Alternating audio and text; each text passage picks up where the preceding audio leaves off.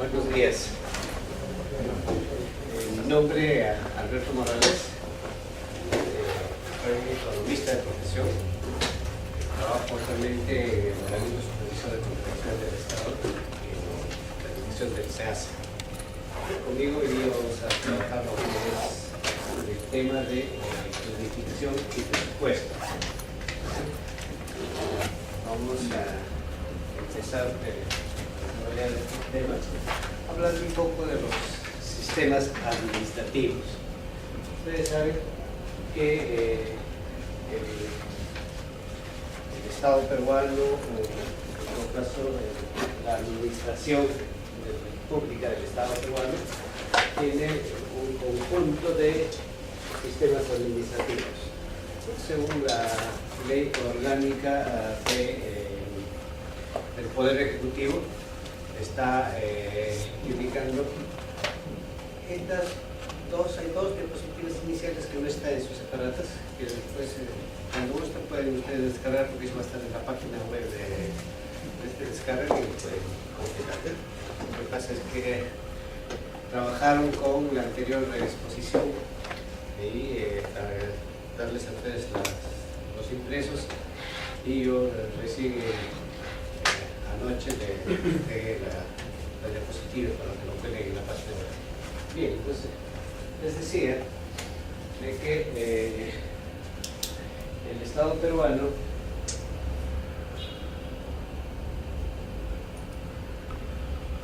tiene 11 sistemas administrativos. En definitiva, ¿qué significa manejar o trabajar con los sistemas administrativos?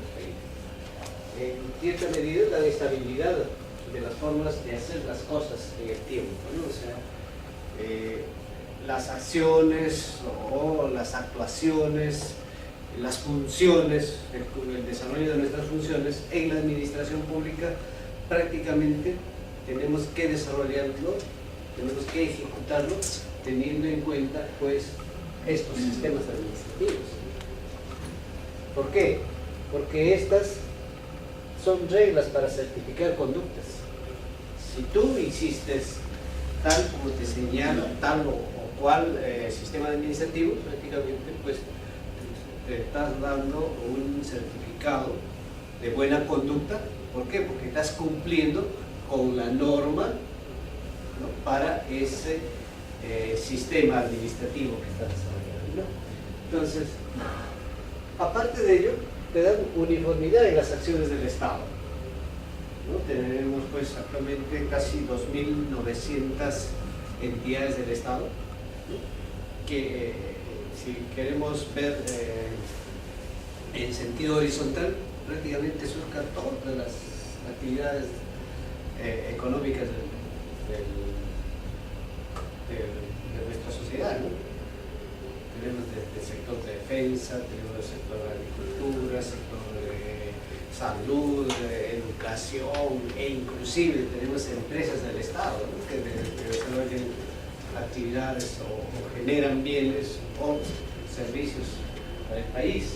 Entonces, estos sistemas administrativos pues te dan uniformidad en las acciones de los funcionarios públicos en su prestación de sus servicios, ¿no?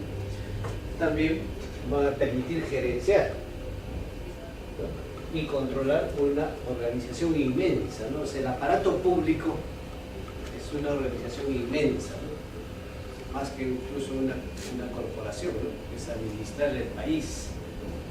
¿Ya? Si funciona, qué bien, vamos a tener predictibilidad y a su vez transparencia. Si funciona, ¿no?, si son bien implementadas, si son bien desarrolladas, ¿no? Si no funciona, entonces tenemos costos de transacción y lo que podríamos llamar la ineficiencia del sector público. Entonces, estas reglas de conductas, ¿de quiénes? De las entidades del Estado, para que a los ciudadanos se les garantice un servicio de calidad. Es lo que en buena cuenta se les está planteando, ¿no? Entonces, estos sistemas administrativos. ¿Y cuáles van a ser, o cuáles son los sistemas administrativos actuales? Son estos 11. ¿No? En primer lugar, tenemos el sistema de planeamiento, o también de planificación, ¿no? De programación. El sistema de planeamiento está regido, su ente rector es CEPLAN, el Centro Estratégico de Planeamiento. Aquí dicta pues las normas, las monitorea, el seguimiento, pero todo lo que tiene que ver con planeamiento.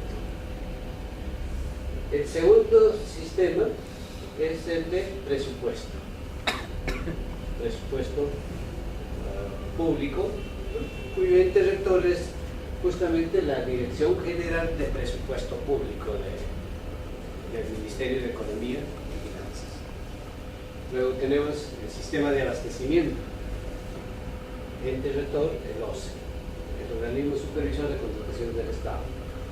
Tenemos el sistema de control, cuyo ente rector, la Contraloría.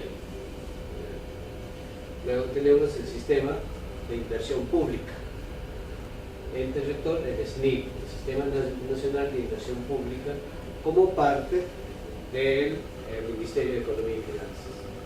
Luego tenemos el sistema de tesorería, ¿no? La que es regida por la Dirección Nacional de Tesoro Público.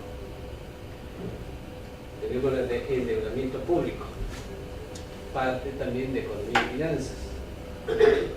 Tenemos la de contabilidad, que se encarga de desarrollar la cuenta general de la República, o la contabilidad pública, ¿no? Y acá el ente rector es una dirección, ¿no? de cuentas nacionales del Ministerio de Economía y Finanzas. Como noveno tenemos la de recursos humanos, ente rector, servir, autoridad civil, ¿no? La Autoridad Nacional de Servicio Civil. Luego tenemos la de defensa del Estado, que es la defensa jurídica del Estado dentro del Ministerio de Justicia y Derechos Humanos. Es la que designa los procuradores para todas las entidades del Estado, o los que conforman las entidades del Estado. Y finalmente tenemos la de modernización del Estado, ¿no? Que es la Secretaría de Gestión Pública, ¿no? De la Presidencia del Consejo de Ministros. Entonces son los 11 sistemas administrativos, cada uno con sus leyes, sus reglamentos, sus directivas, sus comunicados, etc., ¿no? Que rige, repito, cada uno de estos sistemas administrativos, ¿no? Que son los sistemas administrativos del Estado peruano. Doctor, una consulta. Dime. En las noticias, yo no trabajo en el sector público, por eso la duda. ¿Hay un problema con respecto a servir? O sea, ¿hay una huelga, algo así? Ya, bueno, lo que está pasando respecto a lo que es la norma que rige, digamos, la norma del funcionario público, o sea, dentro de lo que podríamos hablar en la administración pública y la carrera del funcionario público, entonces encontramos tres principales sistemas administrativos de la carrera pública. Así como en una empresa privada, ¿no? Para ingresar a ella a trabajar hay todas unas normas laborales, ¿no? Para el funcionario público igual, ¿no? Hay una norma laboral, pero que el grueso, ¿no? de los funcionarios están en tres regímenes, tres formas de cómo uno entra a trabajar a la administración pública, ¿no? Entonces uno de ellos es el contrato de administración de servicios, que antes se llamaba la CAS, ¿no? Lo que antes se denominaba servicios no personales, locación de servicios, que ahora es casi tiene una ley expresa para que trabaje con él, ¿no? Luego tenemos la antigua, ¿no? Es la 276, ¿no? Que tiene sus propia funcionamiento, propia operatividad, muy diferente a la 728. Mientras que esto, la 276, es netamente para funcionarios públicos, la carrera pública para aquellos que han ingresado a partir del 77, 78, si no me equivoco, o algo a inicios del 80. ¿Ya? Entonces, es la carrera de la administración pública donde tiene ciertos beneficios, ciertas formas, etc., ¿no? Y a partir del 80, no, perdón, ya del 90, en la época donde hubo, digamos, cambio de la estructura del Estado, donde prácticamente se privatizó la mayoría de las empresas del Estado, hubo reorganización del aparato público, se crea un nuevo régimen que es la 728, ¿ya? Con diferentes condiciones laborales de esta, igual el CAS también tiene diferentes condiciones laborales, o sea, cada uno tiene, ¿no? Entonces, ¿qué es lo que se está planteando actualmente? Se quiere uniformizar los tres, ¿ya? Se quiere crear una sola carrera pública, ¿no? Muy similar con lo que pasó con los profesores, ¿no? Muy similar, o sea, sobre los profesores también se tenía toda una ley del magisterio que se creó la meritocracia por un lado, los concursos públicos, etc. Entonces, lo que actualmente se está, ya hubo un proyecto de ley justamente presentado por Servir, ¿no? Para que sea discutido en el Congreso. Pero al parecer, por las noticias que yo también he escuchado, ¿no? Esta falta consensual, falta discutida, falta que todos los que estamos involucrados en la administración pública y también la ciudadanía pues conozcan, ¿no? Los pros y los contras, ¿no? de estos dispositivos. Una vez consensuado, se saque pues ya a trabajar, ¿no? Digamos, en buena cuenta, si se quiere uniformizar, ¿no? Tú sabes, en toda una negociación, en toda una discusión, siempre hay algunos que están, digamos, conformes, otros que están conformes, entonces se plantea ahí un consenso donde pues alguien tendrá que ceder, etcétera, para que salga, ¿no? Esa es el resumen. Gracias. Bien, entonces, estos son los sistemas administrativos que, con la que cuenta el gobierno peruano, ¿no? para la administración pública. Pues bien, ya si hablamos, ¿no? desde el punto de vista de contrataciones del Estado, porque entiendo que ustedes van a seguir un curso sesgado para lo que es el sistema administrativo de abastecimiento, lo que implica contrataciones del Estado. Entonces ahí nos vamos a encontrar con que tenemos estos principales sistemas administrativos, pero ligados a lo que es las contrataciones del Estado. Entonces, para ello tenemos tres sistemas administrativos, digamos, principales o básicos, fundamentales, las que tienen mayor incidencia para lo que es contrataciones del Estado. Digo que tiene mayor incidencia, no quiero decir que los otros no tienen nada que ver con contrataciones del Estado, sino que son los principales. Entre ellos tenemos la de planeamiento, ¿no? La de presupuesto, la de abastecimiento y la de control. ¿Ya? Ahora, acá en la diapositiva se ha unido, ¿no? Aquellas que maneja las direcciones generales, o mejor dicho, el Ministerio de Economía y Finanzas, como es también la del SNI y la de Tesorería, ¿no? Entonces, estos tres principales, ¿no? Planeamiento, presupuesto y abastecimiento, prácticamente aquí les hablo, podríamos decir que son los tres vértices estratégicos de la contratación pública. Imaginen ustedes que acá tengo un triángulo, ¿no? Un triángulo, que acá en el vértice superior estaría lo que es planeamiento, y en uno de los vértices inferiores tendríamos presupuesto, y al otro vértice abastecimiento. Entonces, esos serían los tres principales, ¿no? Sistemas administrativos relacionados a la administración pública. ¿Pues sí? Entonces ahora veamos, ¿no? Antes, control. Esto es horizontal, es para todos.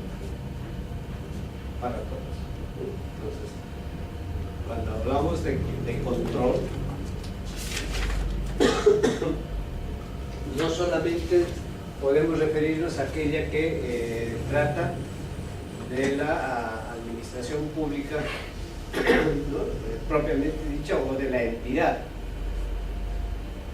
Pues ustedes saben que la mayoría de las entidades del Estado pues tienen su órgano de control institucional. O sea, cuando hablamos de control no solamente nos referimos a ella, sino adicionalmente a este control que básicamente hace el control posterior, ya trabaja con el control posterior, tenemos otros entes que realizan el control. Puede ser la propia Contraloría, o sea, la Dirección General, en nuestro caso de Compras Estatales de la Contraloría, puede ser el organismo supervisor de contrataciones del Estado, puede ser, ¿no?, la ciudadanía, puede ser la prensa, puede ser el Congreso, ¿no?,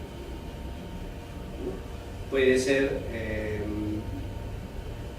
el Ministerio de Economía y Finanzas, puede ser el titular de la entidad, etc., ¿no? Entonces, vamos a encontrar con que el control es ejercido, repito, no solamente por la Contraloría. ¿Ya? Hay casos que en localidades, especialmente en provincias, creo que hay las veedurías, por ejemplo, las veedurías ciudadanas, dedicadas, digamos, en cierta medida, a acciones de control, acciones de supervisión. ¿Sí? Entonces veamos ya ahora lo que significa planeamiento estratégico del Estado. Entonces, ¿por qué es importante el planeamiento en el Estado? Es importantísimo porque promueve la prospectiva del Estado. Algo que suena a veces a chino, ¿no? ¿Qué es eso de la prospectiva? ¿Qué debemos entender con esta o este concepto de prospectiva? Entonces, vamos a indicar pues de que el Estado podrá saber cuáles son sus objetivos de largo plazo como Estado, como país. Hoy en día podemos decir que tenemos objetivos de largo plazo. Conocemos cuáles son esos objetivos de largo plazo, cómo lo formulamos, cómo sabemos qué va a ocurrir en tal o cual cosa, en tal o cual aspecto, digamos, de aquí al 2021, para hacer quizás un hito, ¿no? Ustedes saben que 2021 se cumple el bicentenario de la independencia del país, ¿no es cierto? Cumpleaños 200, ¿no? Como país, como república. Entonces, a ese año, cuanto más,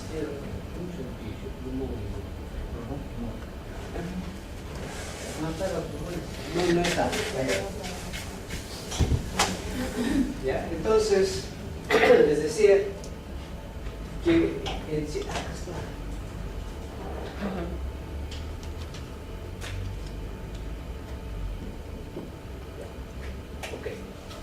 entonces, en 2021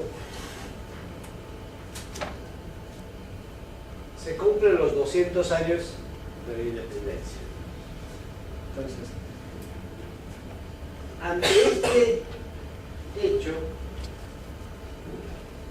podremos decir qué queremos contar, ¿no? Como país a este año.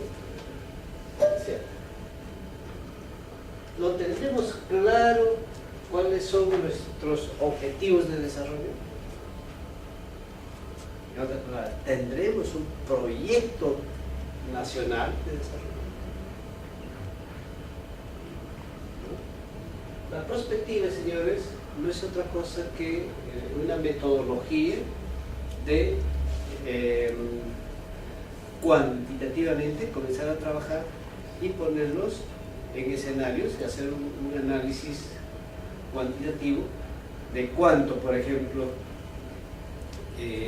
podría ser nuestro PBI en ese año.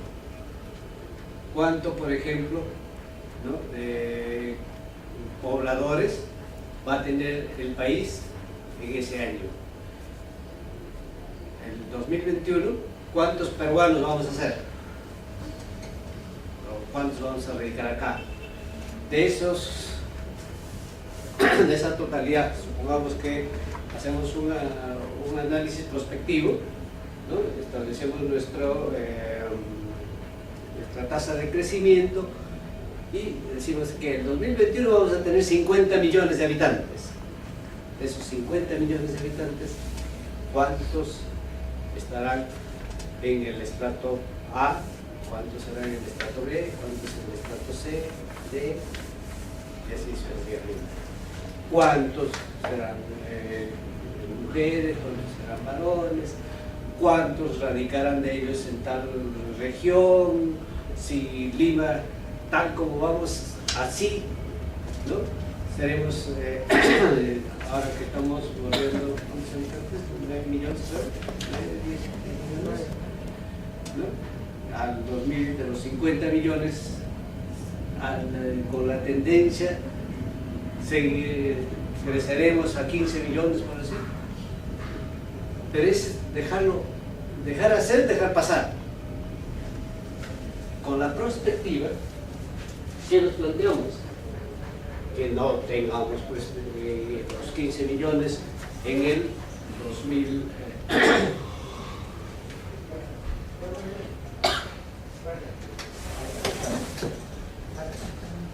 Adelante. Buen día. Allá. Ya.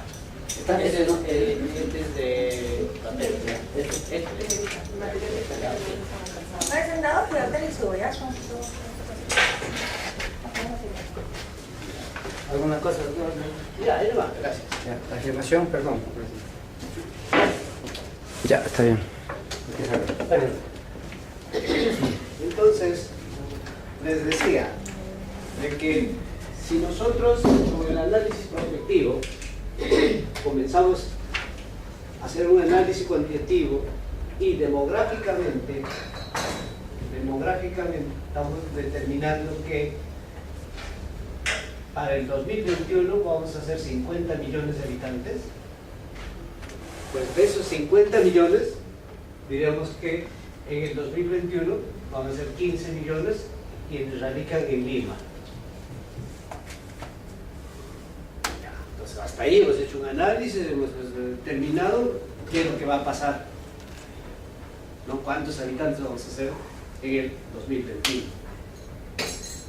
Es siempre y cuando dejamos que las cosas sigan igual, ¿no? Dejar hacer, dejar pasar. Pero si nosotros no queremos que sean 15 millones en Lima, queremos que sea menos, porque Lima se está saturando. Lima, ustedes están viendo con los conjuntos habitacionales, ¿no? Que ahora son de más de 15 pisos, 20 pisos. No, voy a entregar el material. ¿Tiene material está? Gracias. Entonces vamos a encontrar de que, por ejemplo, los servicios básicos como es agua, desagüe, etc., pueden colapsar. El análisis prospectivo entonces tiene que ponerse en varios escenarios, ¿no? Uno será pues, el escenario pesimista, no hacemos nada, ponemos piloto automático, la cosa que siga como está y que se venga tal como está planteado. Ahora pues en el plan de desarrollo tenemos que definir y decir ya no queremos que esté a 15 millones, queremos que se poble en provincias, queremos una descentralización, queremos que las inversiones principales no sean en Lima, sino sea fuera de Lima, etcétera, etcétera. Entonces, eso es plantearse en base a la prospectiva, plantearse objetivos claros de desarrollo. ¿Bien? Y permite pues articular la visión y los objetivos de desarrollo nacional de largo plazo. Cuando hablamos de largo plazo quiere decir que es más de 5 años. En cierta medida se plantea como mínimo 10 años o más. Por ejemplo, el plan de desarrollo al bicentenario planteado por CEPLAN ha sido planteado desde el 2011 al 2021, 10 años. ¿Ya? Y estos tienen que estar articulados con los planes de corto y mediano plazo, ¿no? En distintos niveles de gobierno. Entonces, ¿qué es lo que tenemos acá? Tenemos que el aparato público, los sistemas administrativos, tienen que ver con el gobierno. Y cuando vemos el gobierno, vemos en sus diversos niveles. El nivel nacional primero, el nivel regional y el nivel local. Son 3 niveles. En el nivel nacional están los ministerios. En el nivel regional están los gobiernos regionales. Y en el nivel local, las municipalidades. ¿No? De tal forma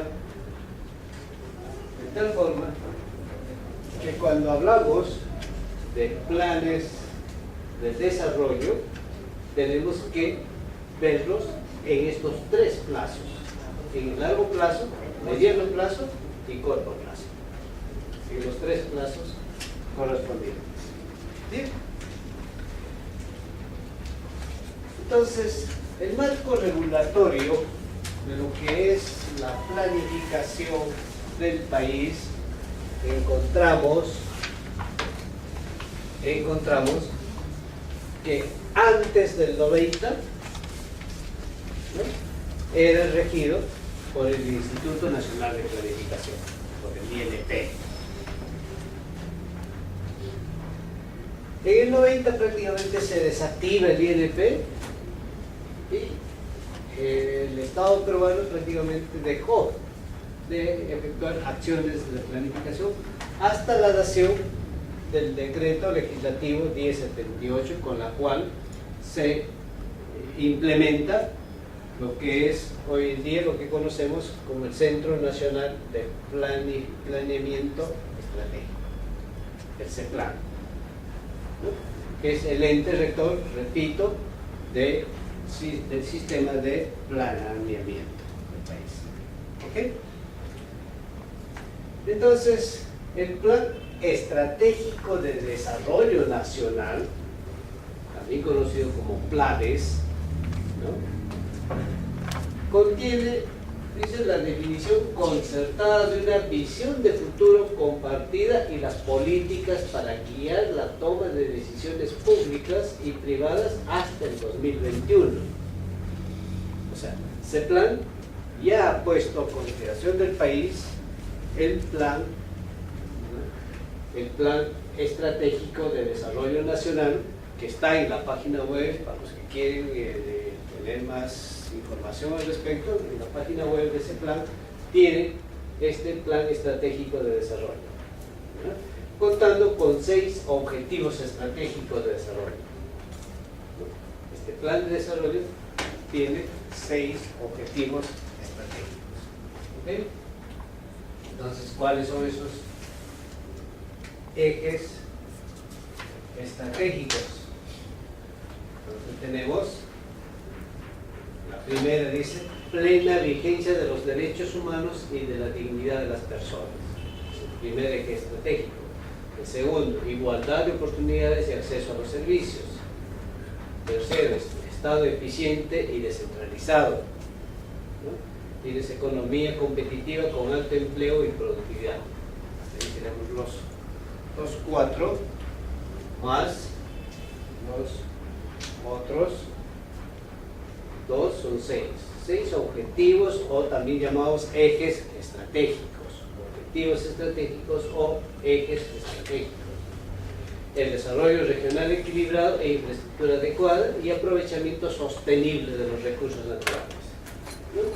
Entonces dice, estos objetivos generales se disgregan en objetivos específicos. O sea, si queremos analizar el plan de desarrollo nacional, ¿no?, podemos ir bajando, ¿no?, de los ejes estratégicos a los objetivos estratégicos, o de los objetivos estratégicos a los objetivos específicos, y así va bajando, ¿no?, cada niveles correspondientes, ¿no? Los mismos, o sea, ya cada objetivo específico es desarrollado por las entidades del Estado, de acuerdo a sus funciones correspondientes, ¿no? Bien, entonces, por ejemplo, el objetivo 1, el objetivo estratégico 1, que es de derechos fundamentales y de dignidad de la persona. ¿Cuáles son sus objetivos específicos? ¿Y quiénes son los sectores que tienen que ver con estos? Básicamente tiene que ver con la Defensoría del Pueblo, el Ministerio Público, el Tribunal Constitucional, ¿no?, el Poder Judicial, el Ministerio de Justicia, el Consejo Nacional de Magistratura, la Presidencia del Consejo de Ministros, la RENIEC, el OMPE, el Jurado Nacional de Elecciones, el Ministerio de Desarrollo Social e Inclusión Social, ¿no? Y estos son sus objetivos específicos, ¿no? Vigencia de derechos y libertades fundamentales, acceso a la justicia autónoma, etc. ¿Ya? Cada uno de ellos. Luego tenemos de oportunidades de acceso, igual, ¿no?, sus sectores que tienen que ver con estas. Está el Ministerio de Educación, ¿no?, está el Ministerio de Salud, aquellos que brindan servicios universales. ¿Qué son los servicios universales o los servicios básicos universales? Es lo que es salud,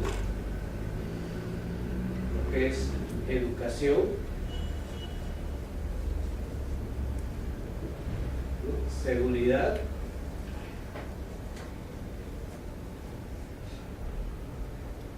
y transporte.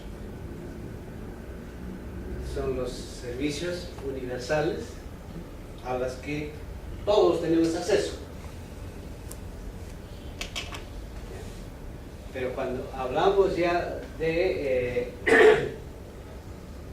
inclusión social, ¿no?, quiere decir de que aquellos que cuentan con un acceso, digamos, restringido a estos servicios universales. Entonces para ellos se desarrolla acciones más concretas para que sean incluidas en ello, ¿no? Pues, por ejemplo, en las zonas rurales, ¿todos tienen acceso a educación? Probablemente no. Hay un sector que no tiene acceso. Entonces, para ello se tienen que crear programas especiales o políticas especiales para que sean incluidas en este servicio universal. Igual será con el caso de salud. Por ejemplo, el programa Juntos, no sé si ustedes han escuchado, el programa Juntos, ¿qué se quiere? Se quiere incluir a las zonas o a los pobladores del país vulnerables que no tienen acceso a estos servicios universales. Entonces, para ello se empadrona a la población de extrema pobreza y se les da un bono, es muy similar a esta, la de pensión 65, ¿no? Un bono que significa, digamos, por ejemplo, 200 soles mensual.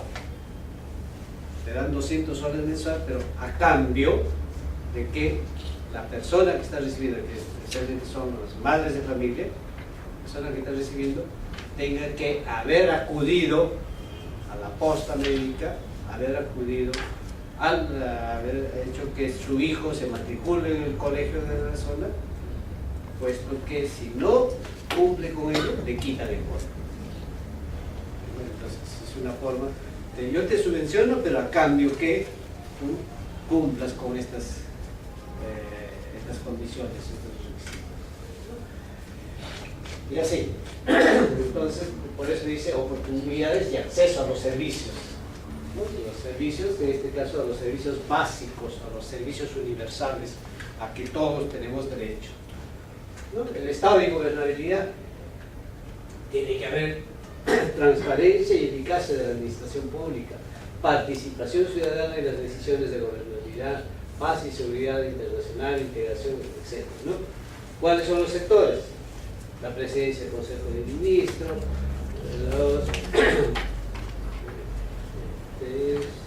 la Contraloría General de la República, los gobiernos regionales, los gobiernos locales, el Ministerio de Relaciones Exteriores,